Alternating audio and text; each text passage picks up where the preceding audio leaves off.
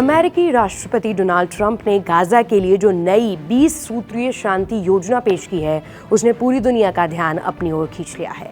लंबे समय से जारी हिंसा और युद्ध की आग में जल रहे गाजा के लिए प्रस्ताव एक बड़ा राजनीतिक कदम माना जा रहा है।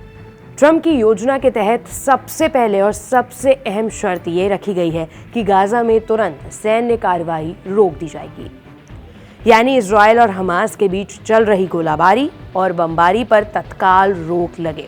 इसके साथ ही योजना में कहा गया है कि हमास को अपने सभी हथियार छोड़ने होंगे। हथियार छोड़ने का मतलब सिर्फ बंदूकें या रॉकेट नहीं, बल्कि उनकी बनाई गई सुरंगें, हथियारों और फैक्ट्री और ठिकानों को भी पूरी तरह नष्ट करना होगा।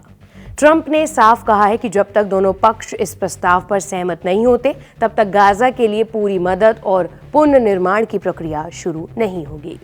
अगर सहमति बन जाती है तो गाजा को चलाने के लिए एक अंतर्राष्ट्रीय अस्थायी शासन लागू किया जाएगा।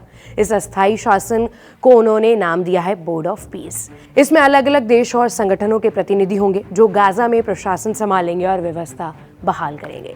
इस योजना का एक और बड़ा पहलू ये है कि गाजा की सरकार में हमास की कोई भूमिका नहीं होगी, ना ही पूरी तरह से फिलिस्तीनी अथॉरिटी, जो कि वेस्ट बैंक को नियंत्रित करती है, उसको गाजा का प्रशासन दिया जाएगा। इसके बजाय ट्रंप का कहना है कि गाजा का प्रशासन उन लोगों के हाथों में होगा जो शांति और विकास के लिए काम करने को तैयार हो और किसी भी तरह की हिंसा में शामिल ना हो। इस प्रस्ताव को इजराइल के प्रधानमंत्री नेतन्याहू ने तुरंत समर्थन दे दिया। उनका मानना है कि ये योजना गाजा में स्थिरता और सुरक्षा ला सकती है। नेतन्याहू ने यहाँ तक कह दिया कि गाजा की भविष्य की प्रशासनिक व्यवस्था ऐसी होनी चाहिए जो ना तो हमास और ना ही फिलिस्तीनी अथॉरिटी के कब्जे में हो, बल्कि निष्पक्ष और शांति चाहने वाले लोगों के हाथों में हो। वहीं दूसरी तरफ फिलिस्तीन की पश्चिमी तट पर काबिज सरकार यानी कि पैलेस्टीन अथॉरिटी और कई अरब देशों ने इस प्रस्ताव का स्वागत किया है।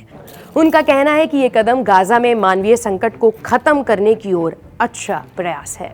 लेकिन असली सवाल हमास पर टिके हैं। हमास का कहना है कि उन्हें इस प्रस्ताव की आधिकारिक जानकारी नहीं मिली है अभी तक। उनका ये भी कहना है कि इस योजना का अध्ययन करेंगे और उसके बाद ही कोई फैसला लिया जाएगा।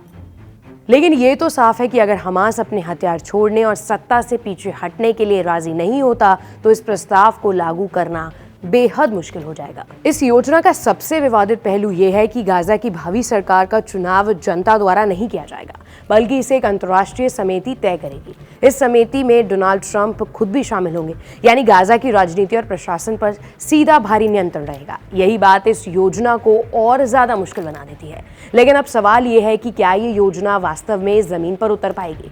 क्या हमास अपने हथियार छोड़ देगा?